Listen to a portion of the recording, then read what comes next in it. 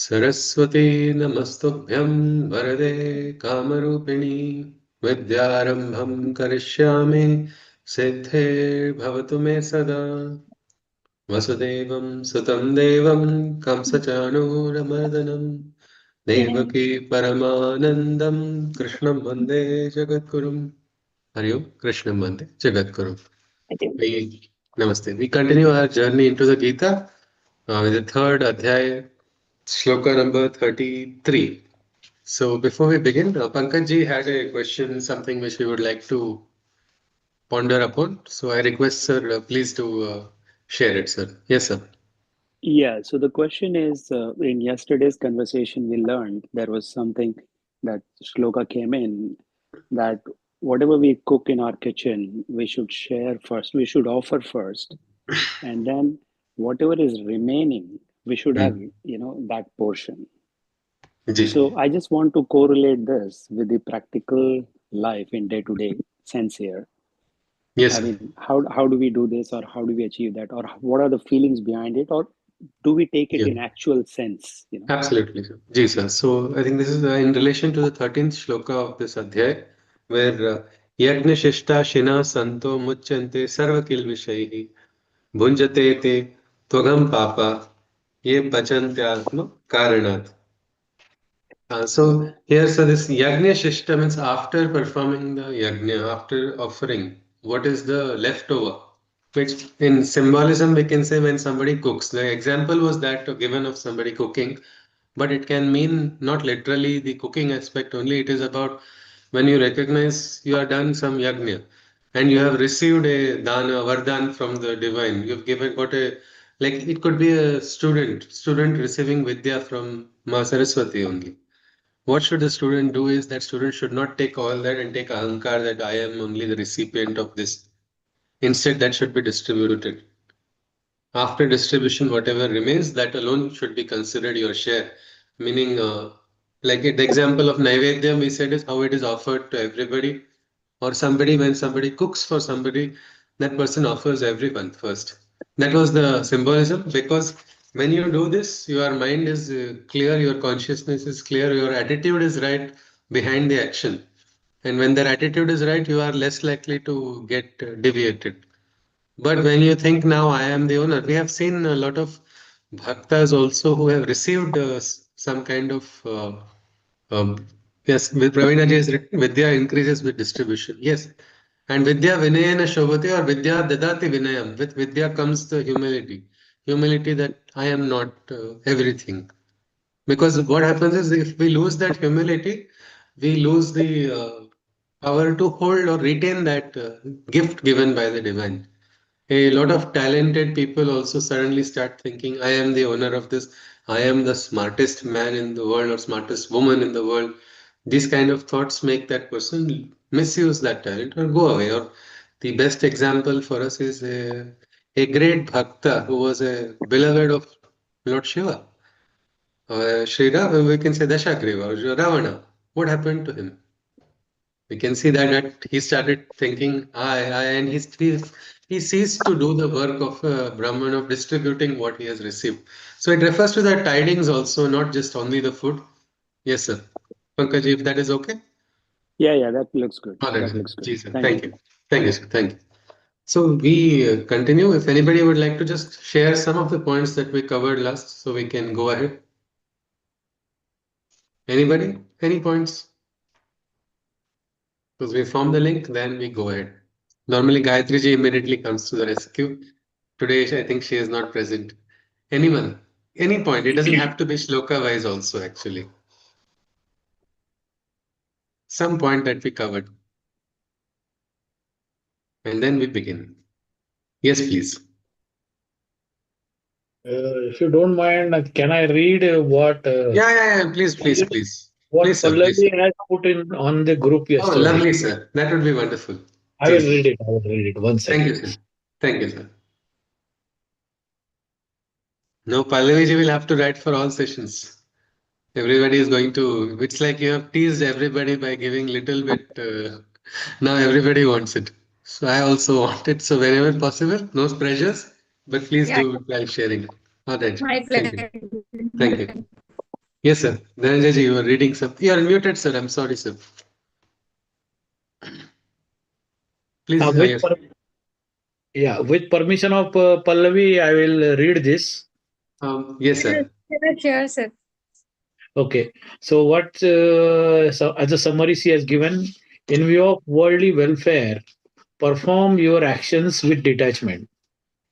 Let your actions lead many by example, not just your words. Set the standards high.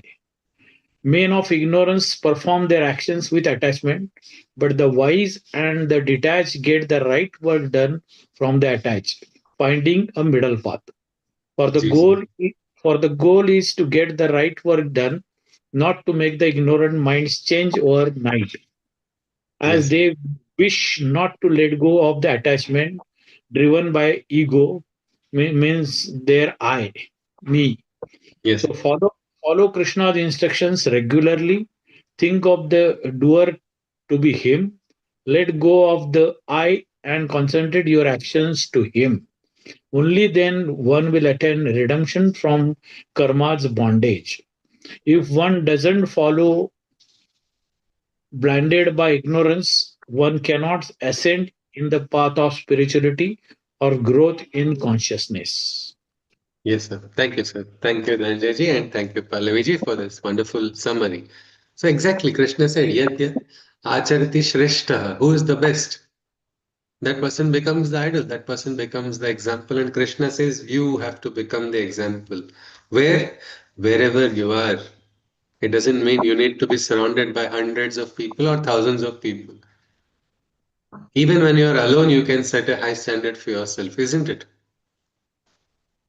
Best example of is one way an old lady. She was all alone. Nobody is there watching her. Yet her guru told, keep doing your sadhana on the top of that hill. Just keep doing that in that. Alone in the forest, she kept doing because she was told Raghava will come. And then what happened? Well, Sri Rama came to her. She became known, eternal, like we know her today, isn't it? Talking about Shabari. How was she? It was like, wow, tathaiva karvam Rama tvadyanaika parayana pratiksha gamanam tede safalam guru bhashitam. When she sees Sri Rama, she celebrates. She says, wow, my guru's words have come true. Sri Rama has finally come. And what did her guru had told her? Protect your body only. Tavad raksha kalevaram. It's like protect your body, Rama will come for you. And she kept doing her sadhana. So this example must be set, whether or not somebody is watching us. And Krishna gives us great examples. He has an array of people he can give in front of us. But he understands Gita is for the person of action. Gita is the one who is for the one who is fighting battles. Gita is the one who is trying to manifest divinity in the world. And so he gives the example of Raja Janaka, a king who is having enough objects of moha, and yet he is somebody who is so detached from moha. And just because he was Jivan Mukta, we can say, did he not experience suffering? How much challenges he felt, but he did not suffer. He did not suffer because he understood the principle of detachment. He was doing it for the betterment of mankind. And then Krishna gives his own example. He says, see, Arjuna, if I did not do that, and just look at that, it's simple, it is so simple that if we don't do the right thing, what is going to happen then? Well, everybody follows the same thing and it will become complete chaos. And Krishna says, when it becomes too much beyond the tipping point, then he says, then I will have to do the most destructive role. My destructive force will start playing after that. Krishna has to clearly say that. And we do not wait for that last moment, isn't it? Instead, we start working on the right path, do our best. Do our best for what? For the betterment of mankind. And that's as simple as that, Krishna is saying. Then, yes, somebody said through detachment, is it? Yeah, absolutely. Through detachment, we have to continue walking on the right path. And then that does not mean we have to immediately start telling people you are on the wrong path. It will disturb the person's mind. And Krishna says, Na buddhi bhedam. Get the work done, get the right work done. It's all right. It is like, I think all of us must have watched cartoons. Just when I was growing up, there used to be a donkey and a carrot is held while somebody sits on the donkey and the character is holding a carrot dangling from a stick. So what happens to that donkey? The donkey tries to eat the carrot, but in the process, the donkey is moving forward, isn't it? The carrot is always going to be that far away only. So something like that, people running after desires are like donkeys running after a carrot hanging from a stick. And the rider is very happy because he's able to move that person and go wherever that person has to go. It is as simple as that. Krishna says, "No bhakti vedam." Do not create a divide. Now, even if you try to create a divide, it will not work. No, that person will not listen to what you are going to say. Not at all. I remember when I released my book, it was almost 10, 11 years back. No, I think it's maybe longer, 2014. The first 5 chapters I released. I wrote a set of thank yous to all my friends. And then somehow I got a message that it has got it got some listing in a record book, and I was so happy. I tried to ask my friends to read my book. Not even one person whose name I had written in the thank you for that mini book bothered to even read. Say, I'm not into poetry. I don't want to read that book. And around that time, I had got stuck in one shloka which Krishna was talking about detachment. And I felt, what is this? Krishna is asking me detachment from Maitri also. Friendship is important for me. I can't believe, I can't understand Krishna's detachment. And that time I got this experience. All my best friends, for whom with so much love, I have written thank you. And thank you for supporting me. Thank you for being there. They have not only not read the book, they have not even bothered to acknowledge my email or my message. And I was very disappointed. And then I was like, yeah, Krishna, you're right. Look at all of these friends. I have to get detached from them. This is so disturbing. Fine, I accept your Yogastha Kuru Karmani, Sangam Tyaktva Dhananjay. Maitri Sangha also is something I will not be attached with. Because till then I thought it is good. And the day I took that decision, next day I get a call from my friend, hey, I was a little busy. Very good book. I'm not into poetry, but you've written nice. I was so annoyed. I said, what took you so long? You could have told me one day yesterday. But no, it was important for me to understand it. Otherwise, how will I go ahead? And it had to come that way. But you see this, it was my attachment, which was my expectation, no? And that expectation was not getting fulfilled. And so I was feeling sad about it. And so Krishna is very nicely saying, ki, get out of all of that trap. Stop. What are you going to get? What gratification is going to come? Don't be the donkey. Don't run after the carrots. What has to come, the divine will bring into your life. And when he brings, also learn to give it to all the right people. Don't just greedily gorge everything that you get. That is something very important. Even in the Rig Veda, there is a goddess. Her name is Dakshina, the divine distributor. She distributes the share of offerings to all the devas also, meaning like Agni's job is to take the prayers of man to the different deities. Dakshina Devi ensures that it goes to the right persons. The share of Indra will go to Indra, the share Maruts will go to Maruts, the share of the other devas will go to there, and the share of the Hodar or the priest of the sacrifice or the person, everybody, Yajaman will get his share. So, like that, we must also understand we are nothing more than middlemen or distributors of the divine. If we understand that, we are free. Let us continue. We go to the. But if those who don't understand, nothing is no. Krishna is not going to say, "I'm going to curse you. You didn't listen to me. So now katti, or I'm going to give you punishment. You're going to go to Narakaloka because you didn't listen to me." He's not going to say that. He just says that because you are running after attachment, you will never get a chance to experience a higher life because that is your choice. Choose wisely is all what Krishna is saying in the Gita, nothing else. He just shares the action and the consequence of that because that is only the karma and the karma bandhana. Let's continue. The 33rd shloka, Krishna goes on. He says, Sadrusham cheshtate swasyaha prakrute jnana vanap prakrute jnanavanapi prakritim yanti bhutani nigraha kim karishyati. This is a very interesting shloka. He talks about Prakriti or nature. Everybody has the nature, isn't it? Some people are very peaceful, some people are very cranky. Some it's just by nature, I'm saying. But nature, everybody has a different one. Krishna says it's okay actually to follow your nature. He says even the knowledgeable person always in life acts and as per one's own nature as per one's own nature when he interacts. When all living creatures are by their natures bound, in its suppression, what truth can be found? It's very simple. Krishna is saying we're not supposed to suppress the nature. Everybody is born. He says even knowledgeable person will act according to the nature, isn't it? Has anybody heard of Durvasa Rishi? Anyone has heard of this Rishi Durvasa? Yeah, Yes, I very have. angry man. Very angry. Very angry Very man. angry. Everybody says that only. Now, how can a Rishi be angry? He has no control. Then how can he be called a Rishi? No? Because that is his character, born character. So he had a swabhava. He had a swabhava of being, because sometimes Yes. means we will learn later in the Gita about the gunas. There's a rajas guna, there is a tamas guna, there is a sattva guna, and there is something which is said to be higher than all these three gunas also. What is that? We will see later. But each person will have a stamp of their character.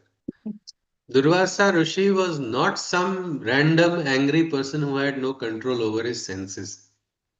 He had done tapasya, but his way of expression was different. It was not how everybody accepted. And what did he do actually? He cursed, isn't it? He cursed a lot of people. And what Yeah. happened because of those curses? Divine's work went forward, isn't it? So many stories started. It was like each person does some mistake, goes to Durvasa. Yeah. Durvasa gives the curse, in that chain of events starts because of that curse.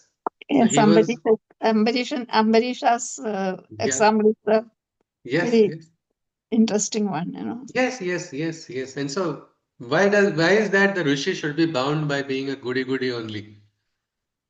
Is it an compulsory that Rishi must speak okay, yes, in this language only? Nothing No, like that. No, no, no. but that is because we see a stamp of a person's nature. The lion cannot be suddenly expected to make sound like a cat. No, meow will not come out from a lion. You see a lion, lion is going to roar. Even if the lion is, what is the meaning of that roar? Maybe different. So here Krishna is telling one thing, that somewhere even the wise person has a stamp of their nature. Even a wise person has their own nature stamp, which will be visible in their actions, will be visible in their deeds. A mother's touch would be very soft on the head. But sometimes when the father wants to pat also, it will come so hard. The child, is he going to sleep or is he going to get up? But that is love. Maybe the expression will have to change a bit. But this aspect of nature is present in everybody. That is what Krishna is saying. So we should not suppress our inner natures, because that is not useful for sadhana. I Yes, have yes, please. you said that it was I'm s- angry or something that but doesn't anger come under the control of mind I'm unable to if hear we you, have Pallavi. I'm sorry. Just please, if you can once more say that. Yeah. yeah, you talked about sage who was angry. Hmm. Yeah, but controlling anger doesn't come under control of mind. Yes. No, that is angry is what we are describing him as, an angry, cranky person. But if you see, there are some saints in Bharat also. If you go across Bharat, some of the saints would use swear words. But people would go to receive those swear words as if they are like prasad. Why is that? I think you must be, as a student, or when a student, you will see some of the teachers are very strict, no? The simplest dialogue also comes out like that person, how are you? Is he scolding me, or is he asking, am I good or no? Isn't it? That's the nature, no? There That is was a what. saint. Yes, There was a sir. saint. There was a saint in Maharashtra called Gadge Baba. Ha. He used to curse the people. He used to hit the people also. And yet people would go and get transformed. Yeah. So this is something very interesting. When we understand about the three gunas and what is beyond the gunas, we will understand when is it really anger and when it is not anger. But this much we must understand, that nature, right now it is being told that a person's nature will have a stamp on that individual. So you have your own inner nature, each of us. Don't suppress that inner nature is what Krishna is talking about mainly here at this point. Yes, anybody wants to add, you can always unmute. Yes, Sunita ji. I'll come to you again in Pallavi ji after Sunita ji adds. Yes, please. Sorry, I just wanted to say, sometimes when a person gets angry, you for a minute it hits you badly because your ego is there actually. But when you think back and when you realize, you will feel that you have actually come down, you have mellowed down, and it is to thank that person because of their anger. You become a little humble in your ways, and that's Yeah, that is possible. That is possible if it is a righteous anger. If it is unrighteous anger, it is very yes, much, it will make you submissive to that person. That should not happen. yes, But the purpose of this shloka right now is only to tell that each person, if you are very quiet at all times, doesn't mean you have to suddenly throw that inner nature at all. Means use your nature which has been got to you to move ahead. Because if you suppress that inner nature which is yours, then you cannot progress. That is all it is told. The very next shloka gives us the better meaning about, so what should I do? Should I get angry and should I shout at everybody when I'm disturbed? Should I let, that is where we look at the next shloka, which will make it clearer why Krishna has told. But here, yes, Shashiji wants to add something. Yes, please. I'd just like to ask you a question. Could you Okay. draw a line between ego and self-respect? Very nice. What is the line between ego and self-respect? If now, I identify there's something called Swadharma. I think in the group also somebody had asked a question. A Swadharma of an individual, what is very innately true in your heart, you can understand, isn't it? For example, I have pride for Bharat. I am a citizen of Bharat. That is my Swabhiman. So I have to stand for it, isn't it? But when that goes away, little bit, when I'm going to get, I am losing touch with the truth and I'm just getting carried away by my patriotism only without understanding the truth, then it's a big line. It's the ego that is driving. Where we must once recognize what is very true to our heart. For example, what is it that, Shashiji, what is it that you are proud of in life? Any example? Good. Huh? Yes, ji? I wouldn't know where to start. No, if, for example, now you are a follower of the mother, no? You are a follower of the Divine Mother. Yes. You are proud of. Yes, I would say I'm proud of the fact that, when I studied there, when I was in the ashram, when I was a student there, I was just coming out of my teens when I moved to UK. Yes. And everywhere I went, it was early 70s, beginning of 70s, and lot of racism. You get invited for an interview, some people will look you up and down and just say, no, there's no job, etc., etc. And a lot of them, because in this part of the world, I don't know about India, but I know that in this part of the world, if you don't have a certificate, etc., etc., you do not get jobs easily. So every job I ever had, I talked myself into it. I had tests. Can you read? Can you spell? All those things they put you through. They give you a job. So you could say that I've graduated through experience, because they will not take your word for anything. And if somebody ridicules that experience of yours, you will protect it, no? You will defend it, no? Well, absolutely. So throughout the 40 odd years that I've worked here, everything I've achieved, it's through persistence and so that is the self-respect. Yes. So that is, but that is the self-respect. And the other thing was that before educating yourself to the standard they expect, I always had a point to make that there are colleagues here who have certificates but are not capable of doing their jobs. All right. So how are they proving themselves as opposed to me? No, but just one moment before we go into this. Just now, for example, now this experience that you have got by what you have earned, or there is something you have always stood by, that is a source of your self-respect. and you will always defend it. You will never lose. You will not say, I never did anything, or you will, at least in your heart, you will not disrespect your own aspect of what you have done so far, isn't it? That is Sure. self-respect. But because of your self-respect, if you start dominating everybody and saying you have to go this way only, that becomes pride. So the respect here, the question here actually in this shloka is about each person will behave in a particular manner. Like when I was in school, there was one friend of mine who was always calm. No matter what I tried, I could not make him disturb. That was his nature.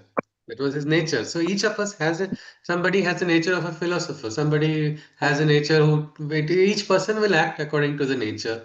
One must not suppress the nature of that individual. That is all Krishna is talking about here. Okay. Then the next shloka, we see the corollary also. If we just look at the other shloka, it may be then we'll come back to you because if we analyze individual cases, it will take us quite a lot of time to look. In your case, you just asked one question about self-respect and pride. It's a very thin line. It's a very thin line, but that line is understood by the individual who is conscious and who is aware. Like you have worked hard, you know what is what it is. You have stood by it. But somewhere, somebody who has not, that person may have a false pride. That will be ego and that will not be self-respect. So just let us look at the next shloka. Let us look at the next shloka and then maybe come back to this again. Pallaviji, your question also, maybe we can just look at the next shloka and then see, because Krishna has shared something interesting. You can let me know afterwards if Yeah, yeah. it has answered the question or whichever was in your mind. All right, let us continue. So Krishna says, इन्द्रियस्येन्द्रियस्यार्थे रागद्वेषौ व्यवस्थितौ तयोर्न वशमागच्छेतौ यस्य परिपन्थिनौ. Krishna says likes and dislikes arise out of the senses and their emergence one cannot avoid, meaning indriyas are there, everybody is going to have their likes and they are going to have their dislikes. Emergence of likes and dislikes, can we ever avoid it? No, we cannot avoid. But one must not fall prey to their pretenses. Else, progress on the spiritual path is destroyed. Meaning you will have your likes, you will have your dislikes. The feeling of liking something or disliking something, this cannot be avoided because it is your nature. But how much do you get carried away is the big question. If you fall prey to their pretenses, then you cannot move ahead on the spirit's path. For example, a small example I'll give it to you and then we can look at it. Because the two shlokas are in conjunction. One side Krishna has said, don't suppress, follow your nature. He says it's okay, natural to have likes, natural to have dislikes. And he's saying don't suppress it. But one more thing he's saying is if you get carried away by your likes and dislikes, then you will not be able to progress on the path of the spirit. Best example I can think of is my own sister's example. She had a great aversion, not even dislike, to curd, which was very profitable for me because I really like curd. So childhood was fun for me, where I could always take the curd which she wants. Purposely, I would keep the vessel of curd closer to her plate just to see a change in her facial reaction. All that was the childhood and fun time. But after I grew up, I started living with my guru. She also started coming there. She was also visiting. There, one day, our Guruji just gave her Panchamrit. Anybody knows of Panchamrit? Yes. In that, is there curd? Yes. Yes. There is curd in that. And so he directly gave it to her. And she was not knowing what to do because she had a very strong aversion to curd. And her face gave a very distorted expression while receiving Panchamrut because there is curd in it. You see, the likes and dislikes. So she's hating it so much that it is creating a very strong repulsion inside of her. But now she has got Panchamrut from somebody who is respected. She could not turn it away, so she put it in her mouth. But after putting it in her mouth, the face that she made really made her feel ashamed of it. She said, I cannot do this. Imagine you lose your life's biggest opportunity just because, oh, I didn't like the food in that particular restaurant where I was supposed to have an interview. Will you miss out on the interview because you don't like the cuisine there? No, isn't it? you have to understand how much role likes have to play in your life, how much role dislikes have to play in your life. You cannot get carried away. So my sister did one interesting thing. She said, this is not right. I cannot have such kind of repulsion in a sacred place. Also, I'm showing this kind of reaction. I need to start working on it. So she started daily eating little by little, little after every meal, she would have little bit of curd. Once, twice, thrice. Now I have to unfortunately share it with her every time I get it because she's now overcome that. So again, I should learn to share. That's a different story. But you see, this is a transformation, isn't it? For somebody who hated something because of innate likes and dislikes, now that person has transformed. There are so many such things in our character, so many things in our own mind. These are called sanskaras. Because of sanskaras, we all have likes and dislikes. But imagine if we are going to lose out on the best and most transformational meeting in our life just because of our life and likes and dislikes. That won't work, isn't it? That is why Krishna is saying it's okay to have likes and dislikes. Don't crush yourself. Don't hate yourself for it. Because that time on the spiritual path, people get very frustrated. How am I on the spiritual path? I have likes, I'm feeling this, I'm feeling that. It's all right. Feelings and emotions are normal, is what Krishna is telling. It's all right to have them. But getting carried away by them is a problem. Arjuna's case right now is being carried away, no? He's carried away by his emotions and he has forgotten what is the duty. So this is what Krishna has talked about. So in this slide, Pallaviji or Shashiji or anybody else, would you want to share something? This is what the point was of the two shlokas. Is it covering? Meaning the do you have something to ask? You are welcome, please. Sir, Alpana here. Yes, Ji. Sir, if you don't like something which is, uh, I mean, not so important, like for example, I can give you my own example. I don't like pani puri at all, and all people are shocked. Okay, and in Okay, Mumbai, that is a choice. That's a choice. yeah. Fine. So I avoid it, but people try that I will take you to the best of No, no. places. You have never tried the right thing. Oh my God, how you're missing No, so that much is in all life. fine. That is all fine. That is all fine. But say sometime, I mean, that's just a personal choice of a particular food item. Ayurveda will say it is good you don't take it in the night time because it will increase kapha dosha. All that is fine. But will Pani Puri make a decision in your if you have to if I have to I mean I can't imagine a scenario where Pani Puri will make a life saving decision. But Same, if same thing. So I never eat. I no, always no, avoid. but what I'm saying is, what I am saying is, if your eating of a pani puri is going to save a life, hypothetically, Hmm. will you That time reject I will that? eat. I will Huh? eat. I will Ha, eat then that then it's time. that's all. That's all. If That is it's all. apadharma, I have to do it, then yes, I What will. will? What's it? No, I said if it is apadharma, like for example, there is nothing to eat Yeah, and there's yeah, yeah. only pani puri. Apadharma. But I have to see that my my body gets the Yeah, right, yeah, yeah. That's your whatever little swadharma. It's nourishment your possible. swadharma. What I you will eat. relish.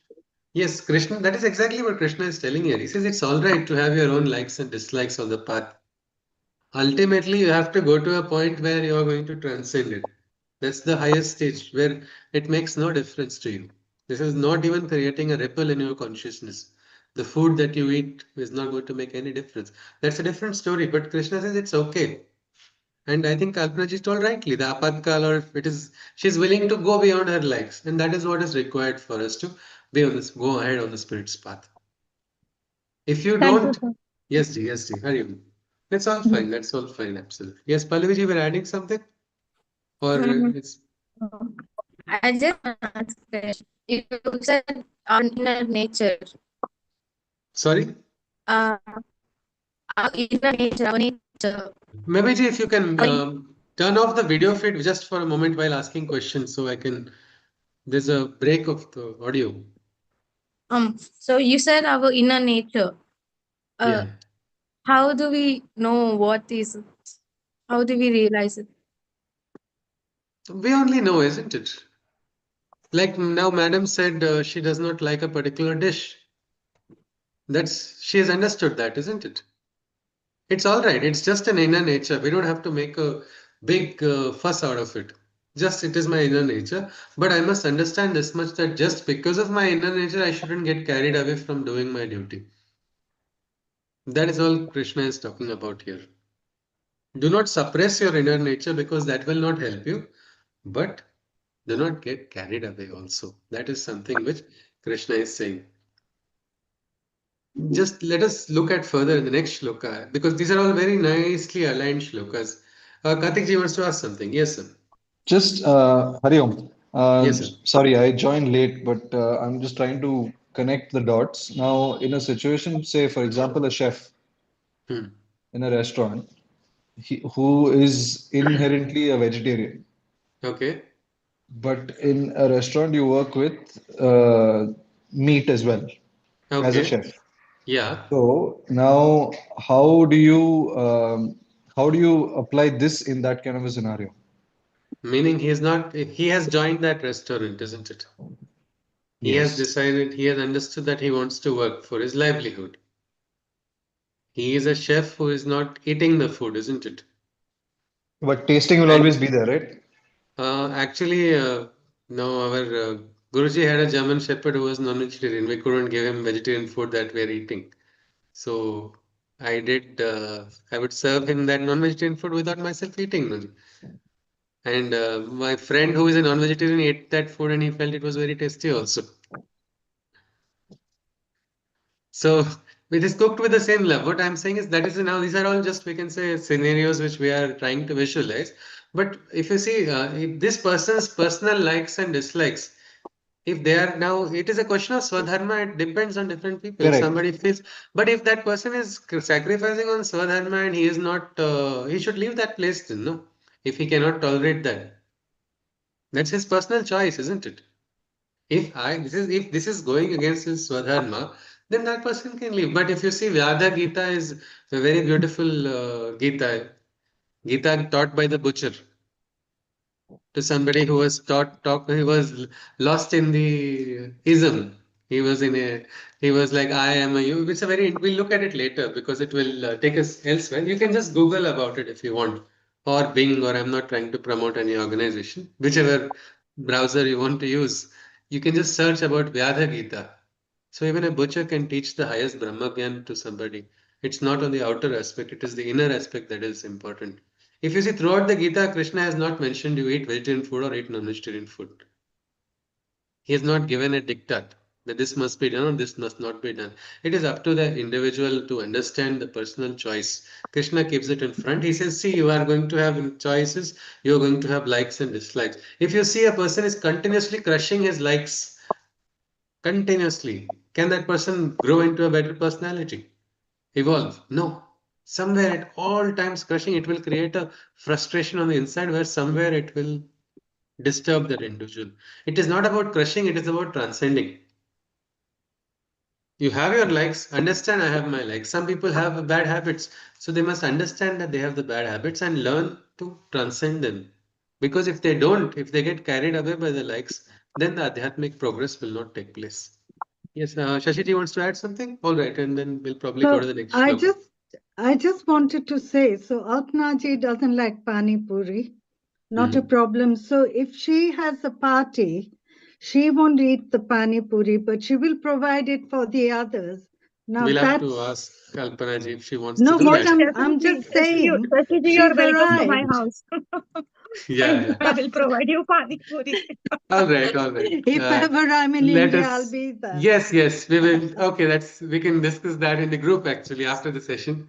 What can be the menu? But let us continue. Yes, it is a choice. I will not. Let's come back to the shloka.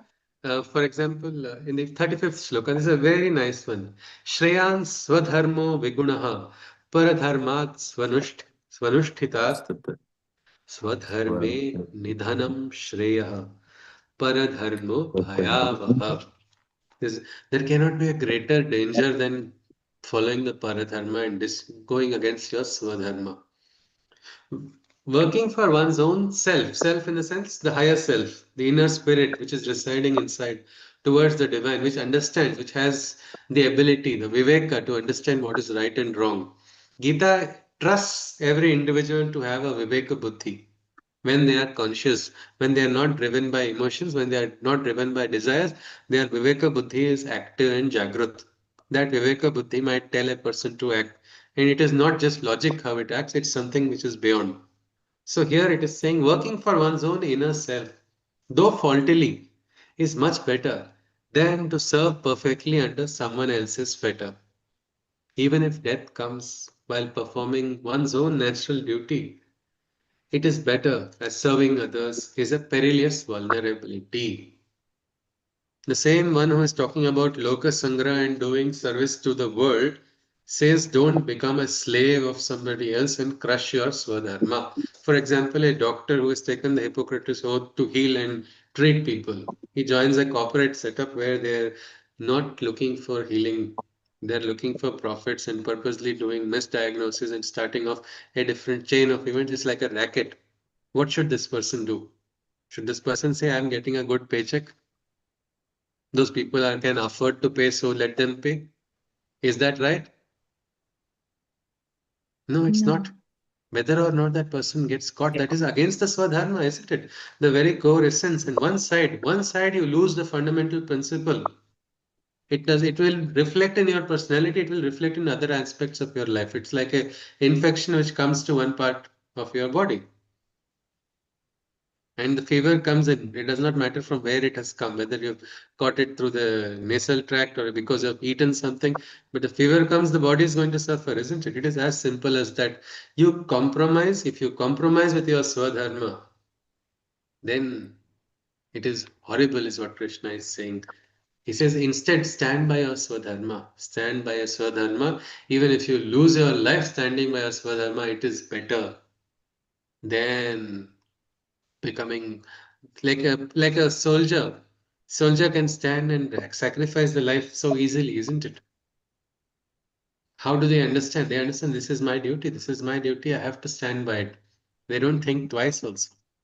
Not even just one thought. No, this is no matter what, even if they are bribed by the enemy line, enemy forces, they say, I will rather die than go against my dharma because there can be nothing worse than that. That is what Krishna is talking about. A teacher must not ever forget the principle of teaching there. If that compromise happens, no matter which institute, the institute may be very big. Krishna says even faultily it is okay if you are following your Swadharma. It's not perfect. Krishna, who is the perfectionist, who is the one who is the best example of everything, he himself says some faults are also there, it's okay. But going against your Swadharma, there is nothing worse than that. It is a great vulnerability. One participant shared her beautiful experience. She says, for 17 years, she said she was waiting to join a particular sector, from the service sector, from one more sector. I mean, look at the time, 17 years of life went. She said, 17 years I could not sleep peacefully. I was always having a doubt, but I never knew that will I do it, will I not do it? And for some reason, I was not taking that decision. But till one day it became too much. I decided I will leave this, and she changed the sector completely. A lot of people told she was a fool. She said immediately what was the consequence was her what pay she received that reduced more than half what she was getting. Her societal circle immediately changed because those people looked only at her paycheck and so they wanted to be friends. Now they didn't want to be friends with her. But she says, now I'm so satisfied. I'm so satisfied. Last so many years I'm in this field. I'm enjoying every little experience that I'm getting and I'm finally feeling free. I'm feeling free. I'm breathing freely because this is according to my Swadharma, my inner calling. Om Prakash, you wants to add something? Please unmute, sir. Please unmute, sir. Please unmute, sir. I can't hear you. This thin line is there always between the Swadharma and what we are talking. Yes, so it can change with individuals. I mean, individual personalities and yes. Absolutely. It is, and that is why it is the individual's calling, no? You can't make a kabaddi player suddenly say, now you sit in the library only. You leave that player out of the cup, you leave that person in the library, you will come and you'll see all the books only he has been playing kabaddi with, all the books will be lying scattered everywhere. Because that is the swadharma of that person. And there that person must stand. It is very interesting because initially Krishna talks about recognizing swadharma in the first part of the Gita.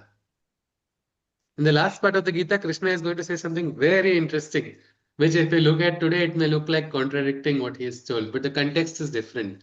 But first thing Krishna says, identify your Swadharma. What is your Swadharma? Because many people do not even realize what the Swadharma is. It is important to identify that. Take some time to identify Swadharma because it is most important. And Krishna says, as you follow Swadharma, don't worry about what mistakes or if it's not so grand, it's not so perfect, it's all right. As long as it goes with your inner calling. Because can anybody say why is Krishna asking this or suggesting this to us? Follow the Swadharma. How is it important in the long run? Anybody? It may be the right thing to do, sir, in certain circumstances. It allows Because to. if you allow Please me tell to me. Yes, give dear. give example, like I know a doctor, orthopedic surgeon, and he works in an area. His hospital is in an area where there is a lot of gang war and all in Mumbai. Okay. So there is this fellow he knows now for many years, and he's into gang wars and killing, nahi, all hitting innocent Yeah, people, okay, and then he okay, also gets hit in return. And doctor stands for 4 or 5 hours, operates him, and then he's fine. And again within 15-20 days or 1 month at the most, again comes back to the hospital with a broken something else. So okay. this was going on for like 4 or 5 years. And Hmm. then once the doctor just gave up, he says, sorry, I this oath of whatever Hippocrates oath, yeah. Hippocrates, yeah, that's all, I'll Hippocrates just oath. Hmm. ignore. And now I'm not going to treat you anymore. Sorry, you deserve it because you're going and hitting innocent people on the road. He told Yeah, him that finally. So this was yeah. like for me also an eye opener that this is what they face. Yes, absolutely. It So is that worked actually, for him. He says, my Swadharma is I will not allow somebody and waste time and waste my energy and my skill on someone who is going to yeah, kill or hurt innocent people on the road. yeah. And today I saw a video of an anesthesiologist. She was being threatened. She was being threatened to do something and to do a particular thing by the patient. And he threatened that I'll make your life hell. The person was refusing to buzz. She said very clearly, she said, I'm already in hell. What will you do? Nothing. You cannot change my life. I'm going to do what I want to do. That is identifying Swadharma. That is important. It is important for all of us. Why is it important? Is because once you identify Swadharma, you are able to choose your path of life, and that path of life will allow you to grow. Sometimes you have to work hard. Sometimes, like we said, one person had to wait for 17 years. Sometimes on the path of your path, you have to sometimes fight it out, isn't it? It takes time, but you get the strength. You get the strength, and that is a path which you can choose because our Sanatan Dharma gives us that freedom to choose our path. 100,000 people can walk on 100,000 paths because the destination is the same destination, yet the path is different for each person. And that freedom is there. So, first thing, identify what your Swadharma is, Krishna says, and don't ever let go. Anybody in context of the Gita, what is Arjuna's Swadharma? To fight. To fight. Fight. To fight. Kshatriya. Absolutely, For absolutely. dharma. Fight for dharma. Fight for Dharma, uphold his duty as a Shatra Dharma or Kshatriya. Yeah. Kshatriya He dharma. must fight. He must follow that. Whether or not he writes poetry afterwards, it's a different story. He can draw beautiful images of peace afterwards if he wants. But not right now, he's come here for battle, isn't it? Maybe he can give a workshop on philosophy afterwards, not in the battlefield, isn't it? Because that is his dharma. And it is very dangerous for him to forget his dharma. For Arjuna, and he says, Krishna says it's all right. Even if you become a martyr, it's all right, but don't lose your Swadharma. That was a big statement for this hero that Krishna has given. And immediately Krishna is going to be countered right now by Arjuna. Arjuna immediately asks a question. It is actually a very obtuse question. He asks, Arjuna, uvacha, अथ केन प्रयुक्तोऽयं पापं चरति पुरुष अनिच्छन्नपि Varshney बलादिव नियोजितः. Arjuna asks, so what is it that provokes a man to sin and act against his will, thus against his own kin? Wherefrom does the force arise to rebel? O descendant of Vrishni, please tell. O Varshniya, O descendant of Vrishni, please tell me. If you say inside only likes and dislikes are there, then why is it people are doing sin? Krishna, why are people doing sin then? Why are they going against this Swadharma? How are they going against their own people? Why are they doing such wrong? Why is there wrong in this world? How is the force coming to do it? How is the person gathering the impetus and force to do such wrong deeds? Tell me, Krishna. What do you think of this question of Arjuna? Is it a valid one? Yes, it is a valid one. It's a valid one. We also think no, there's divine inside everybody. Why Yeah, is that divine doing nonsense? Why did because that divine break the signal? Why did that divine do this action? Why did that divine go against the basic tenet of humanity? We get that question. So Arjuna has asked a question which is inside all our hearts. How is it? What is happening? Why is it that if we have to follow, if we have to follow our inner nature, what about that anger? What about all those desires which come inside? Should we I think follow them? Should we follow them and go after it? So let us see. It is a very pinpointed question by Arjuna. So many verses told by Krishna. Arjuna was listening, listening, listening, and suddenly one question, and this question is a very sharp one, like Arjuna's arrow only, right into the bullseye, into the center. Ki, Acha, you're talking about this great force inside, which is divine. Well, why is it people are doing sin? Where are they getting the energy from? Let us see what Krishna replies. One more thing, Krishna does not get angry. He doesn't get frustrated. He doesn't say, what nonsense, what kind of things you are asking. I think this is so beautiful. This shows the spirit of a dialogue. Maybe we should also try to have such dialogues, even if people oppose us, people ridicule, whatever may be the reason. Let us learn from Krishna not to get frustrated if somebody counters us. We don't need to get our ego pricked because Krishna is the example we want to follow.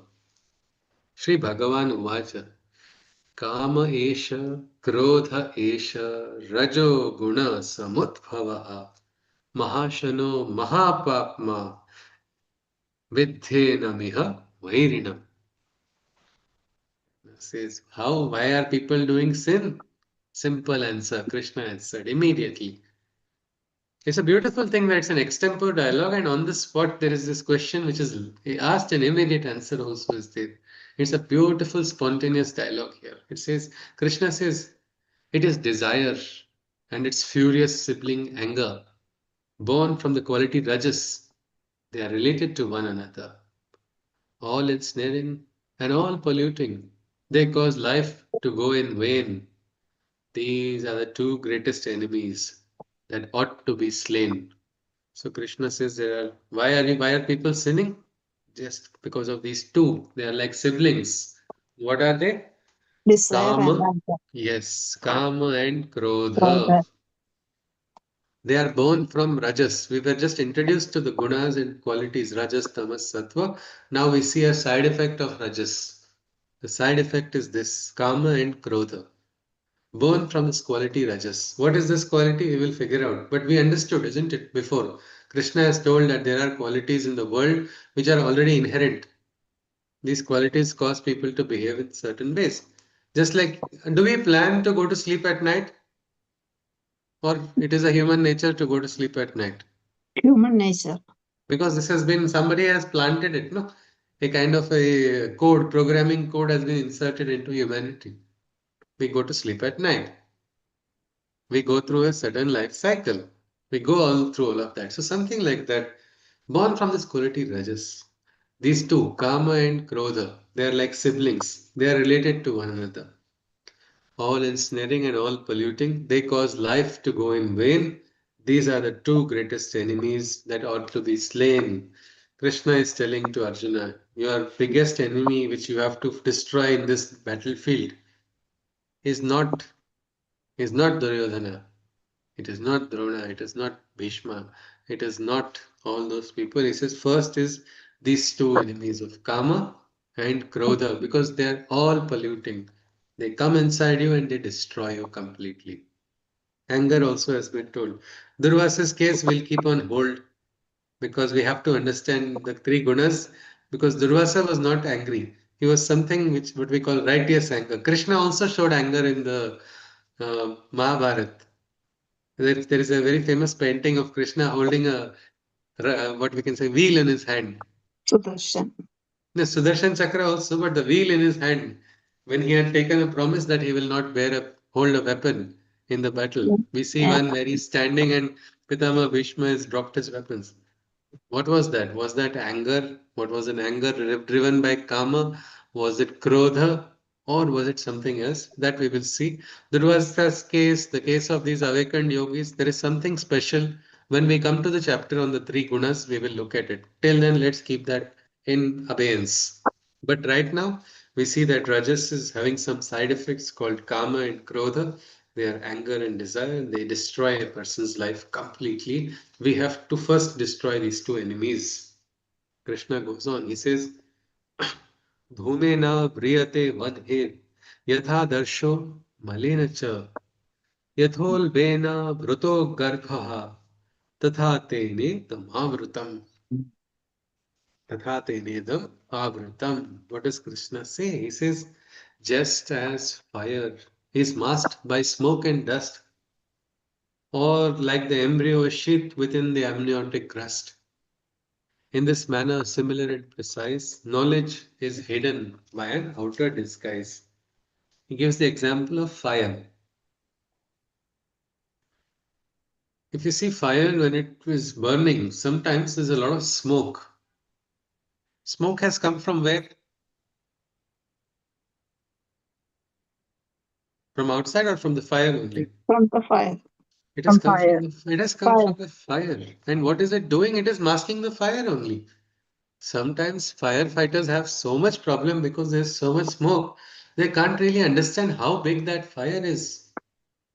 So just like how smoke is hidden by fire and masked by smoke, how fire is hidden by smoke and dust, or like the embryo, the garbha, can you identify the baby from outside? Because no, the child is inside the womb of the mother. We cannot determine which is the child, how is the child from until the child comes out. You cannot say it is a male child or a female child. We can't decide directly because it is covered. Just like that example Krishna gives. He says Vidya also, knowledge also is hidden by an outer disguise. What is that disguise? Let us see. Avrutam jnanametena ज्ञानिनो नित्यवैरिणा कामरूपेण कौन्तेय दुष्पूरेण न लेन च. Knowledge is covered by this perennial enemy, even in the cases of the knowledgeable many. O Arjuna, such is desire's lustful form, which rages like a quenchless firestorm. Means this desire is like this inferno, Krishna is saying.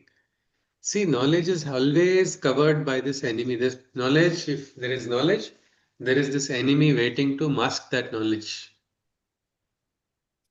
Meaning, if you have the wisdom, also be alert. If this desire enters, your wisdom will say, okay, tata, bye bye, I'm going for a vacation. You will lose that wisdom also because this is the nature. It is the nature of desire. And this is in the case of the most knowledgeable people also. So many knowledgeable people also. They rise to the great levels and then fall so badly because of what? One moment they did not allow themselves to have that self-control. They have allowed their desire to take them astray. That is what Krishna is saying. And the question is how is desire? It is a firestorm. It's like an inferno that cannot be quenched. It will keep burning, isn't it? Somebody, it's like an addiction. What happens to the addict? Is he ever trupta? Is he ever contented? Is the person satisfied? No. No matter how much it keeps, that is the problem of desire. And that is what happens to so many knowledgeable people also, meaning many people. There was a very interesting case of one very renowned professor. He was the head of a particular department of digital forensics, and how talked about security, how we should prevent yourself from being hacked, and how so many things he had talked about, how secrets have to be protected for the country. So many workshops close to the end of his career. There's a video of him distributing certificates to the people who have completed that workshop. And less than a, and then that we 1 week later we see the news that that person got honey trapped. The same person who is telling how not to get trapped. This person only has revealed state secrets, national secrets, because of what? One moment of loss of judgment, driven by desire, driven by lust. What is the meaning of this? Well, this is what happens even in the case of wise. So that is why Krishna says, don't. He says this is like firestorm. We will just look at one more shloka, or maybe we can look at two more shlokas, or this just last four shlokas are there. If time permits, we'll complete this adhyay, or else we will continue the next session. Okay, two shlokas we will look, not more than. Sorry about that. Yeah. Indriyani mano buddhir asya एतैर्विमोह यत्येष ज्ञानमावृत्य देहिनम्. It is said, if the senses occupy the governing seat, the mind and intellect, desires can cheat. Knowledge is bewildered by the sensual stimulants, and hoodwinked become the two instruments.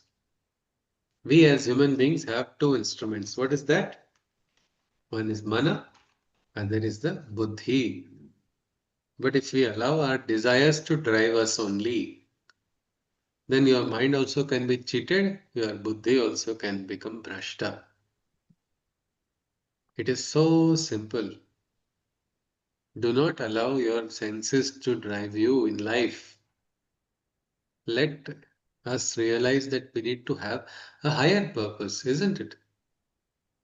How long can sensual pleasures be always fulfilled? The question is, do they get completely fulfilled anytime? Pleasure from the senses? No, isn't it? It does not get fulfilled at all. And because of that, if you are driven by that, your mind also will get cheated, your buddhi also. When I was very young, I was very stupid, and not that I'm less stupid right now, but at that time, I had this very fond desire of eating outside. So I told my mother I wanted to start a hotel. Why? Because I can get free food, is what I told her. I mean, what is the logic in this? But it's just the desire, no? The desire is making me go in a particular direction which is not logical. Mind, mana and buddhi will not work if you allow your desires to drive you all the time. We must understand that they can confuse the mind also. They can confuse your intellect also. Who is driving is important. And that is why Krishna says, don't let your indriyas be your driver. I saw something nice. That's it. If you're not forgetting the truth and only what you saw, or what I heard, or what somebody told, all these factors, if they are driving you, be alert, because you're not having a good driver. Just for example, one small example we can look at before we go to the next look. Imagine you are giving a presentation for a conference. You have got all the knowledge, and you have a great mind which allows you to present very well as well. And you have made all the preparations also, because you've got the knowledge, you created the right slides, and everything is ready for the presentation. And you have gone to that different city well in advance also. You have selected your venue also, where you are going to stay. The hotel is also very close to the presentation venue. So everything is fine. Only you have chosen a very stupid driver. The driver you are going to, where that venue is just 5 minutes away. You have to move north, and you tell the driver, let's go north. He says, no, no, no, I will take you south. Very good route is there. And that person keeps driving you away from the venue. And your time for presentation is lost. What will you do? Can you tell the organizers of that venue, okay, no, no, I had a very bad driver? Nothing, isn't it? What is the use is my question. Is there any use of the knowledge that you had, the wisdom that you had, your great mind, everything, if you have a horrible driver? Will it be of use? No, isn't it? It's a waste, no? It's like even if I made a faulty presentation, it would have been okay rather than no presentation at all. It is as simple as that. Meaning we do not allow our mind to be driven like this. Do not allow your intelligence to be driven by senses. That is what Krishna is saying. If you allow that to happen, you are going to ruin yourself. The great instruments of your means of your action for doing karma, you need a good mind, you need buddhi also, but they can also get lost if you are driven by senses. Ravana had actually controlled all the grahas also, no? The power of all the grahas, they could not influence him.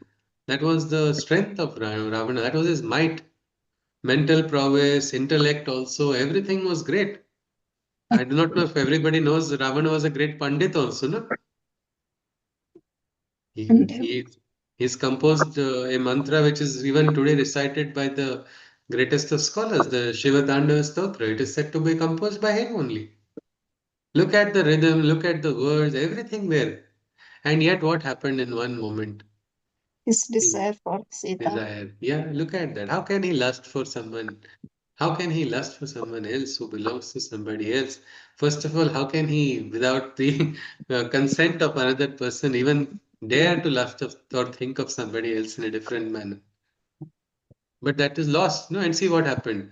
The entire Samrajya of Ravan crashed so badly because of that simple reason. That is why Krishna says, do not listen, do not follow your desires. Don't let desires drive your mind. Don't let desires drive your intellect. Because they can cheat them. We look at the last shloka today and we will stop here. He says, Tasmatvam indriyani adau niyamya bharatarshava papmanam prajahi hyenam jnana vijnana nashanam. Therefore know this, O mighty seeker of light, taming the senses is your first fight. Slay the forces that proliferate the sin. These destroyers of knowledge conquer and win.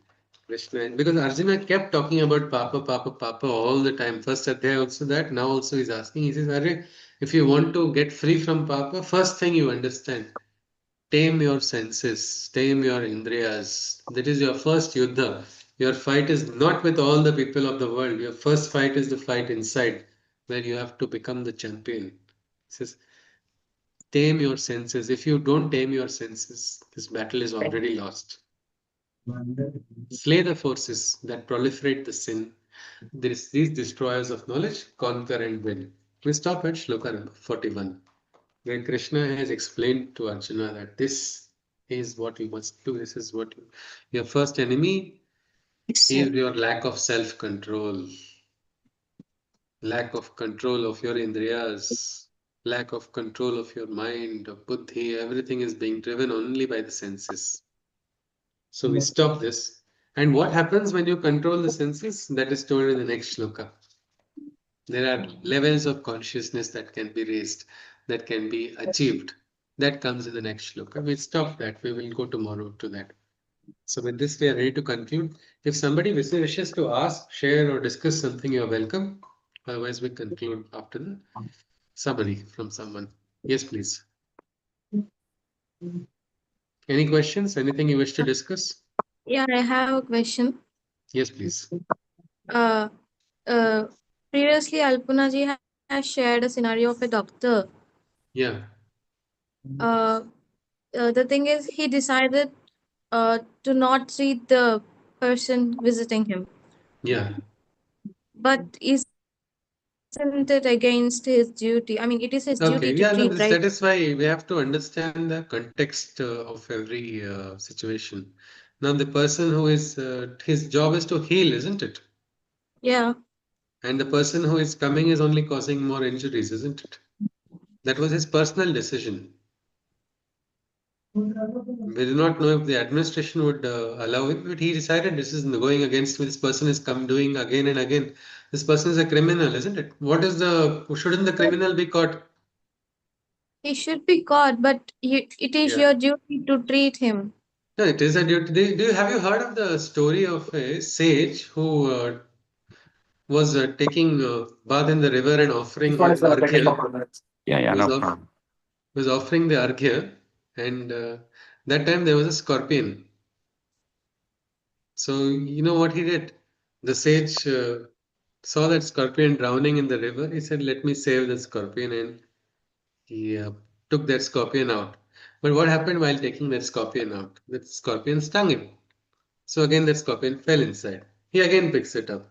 Again, it stings. It happens 5 times. It happens 6 times. It happened 7 times. And then finally, somehow he did it. One person watching it, he said, "What a crazy thing." This is the perspectives of people. No, each person is different. He said, "What a crazy thing you are doing. Why are you not? Why are you leaving? Let that scorpion drown." That sage said, "No, no. It is my duty. I will do my work. Scorpion will do his work." Okay. But I'm telling you, how many of us would like to be in that sage's position today?